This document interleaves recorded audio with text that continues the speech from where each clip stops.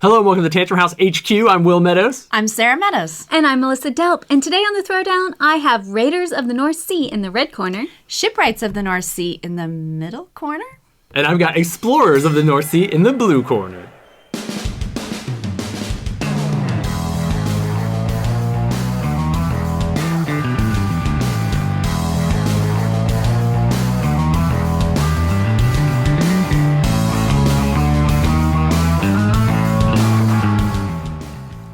All three of these North Sea games are designed by Shem Phillips, they're illustrated by the Miko, and they were originally published by Garp Hill Games. Now, the versions we are talking about are the ones that are published through Renegade Game Studios. Explorers of the North Sea is a 1 to 4 player tile placement and pick-up and delivery game in which players each control a small band of Vikings who will travel out from the mainland in order to explore, pillage, and return home with their treasures. Each turn you must play a tile from your hand in a way that lines up with the existing map, and then use your 4 movement actions to sail your ship, push and load up animals, claim settlements, raid enemy ships, establish outposts, and establish your dominance on the islands that you discover. Players only score the livestock that they're able to bring back. Points are awarded for Vikings lost in combat, obviously, and when the tile deck runs out, the game is over and the player with the most points wins.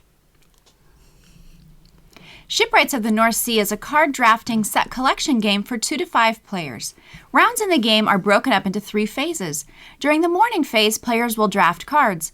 During the working phase, they can buy goods whose value change from round to round. They can play cards to buy tools, hire craftsmen, or call on townsfolk for their one-time uses, and construct buildings or ships by fulfilling the necessary requirements. During the evening phase, players receive gold and workers based on their accomplishments and get set for the next round. Rounds continue until 1 or more players have constructed their 4th ship, which triggers the end of the game. The player with the most military might receives bonus points, and then after the evening phase, the players with the most points wins. Raiders of the North Sea is a worker placement game for 2 to 4 players. Players will take 2 actions on their turn.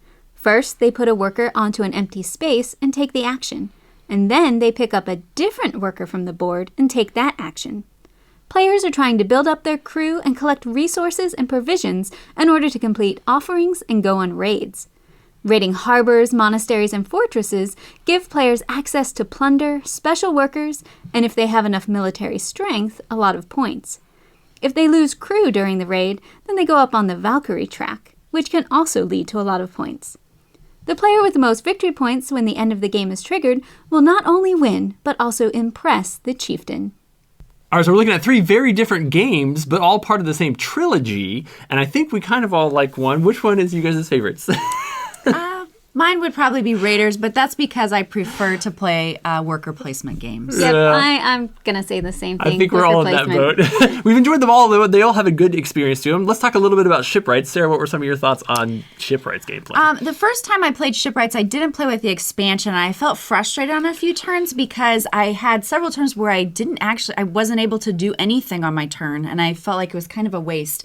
We added the expansion in on the next game, and it really opened up the doors. Yeah, I completely agree with that. I was frustrated the first time. You add in that Townfolk expansion board, which does come with the game, and I would never play it without that. It adds 5 extra actions you can do, and it really helps mitigate some of that card drafting. If you don't have the right person to build your ship, you can switch them out. So there's some really interesting things that expansion. I totally agree. I think when you play the game without the expansion, it's kind of just a card game with your tableau, and it feels a little bit maybe like Sea of Clouds or some of those other ones. But then once you add that expansion, then it becomes like this mini Euro where you've actually got some worker placement. And so, yeah, a lot fuller, better experience. Enjoyed that one. Let's move on to Explorers. What do you think of that one?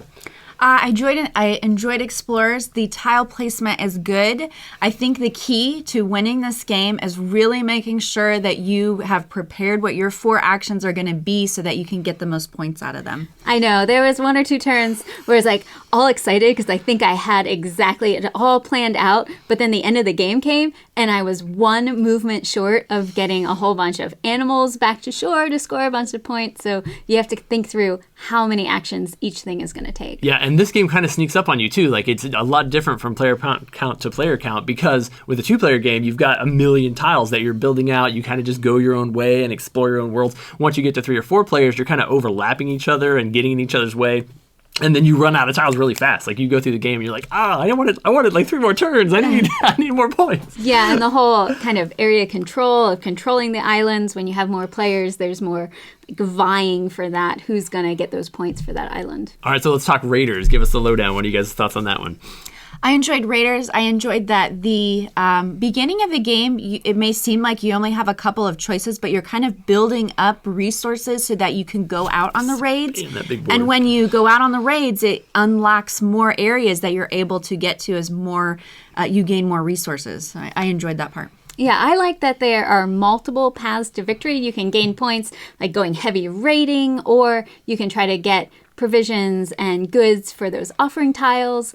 You can bump up your military strength, or you can try to sacrifice a bunch of your crew to get high on that Valkyrie track. So there's not just one way that you're pigeonholed.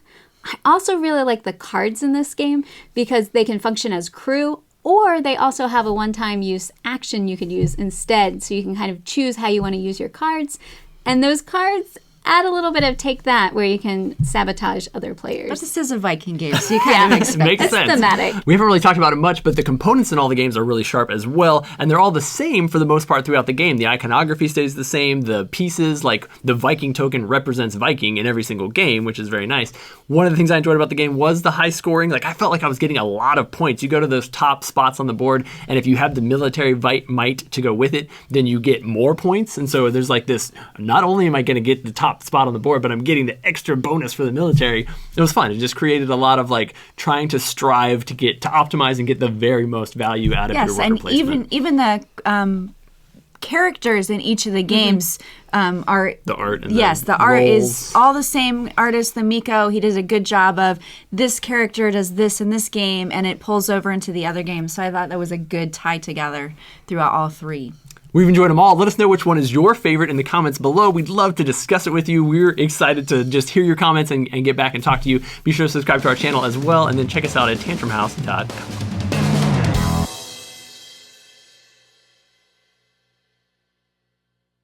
Did you know that you can actually vote now and record your vote on our video? If you click the little eye up in the corner, you can leave us your favorite game, and then we'll know for sure which one you liked.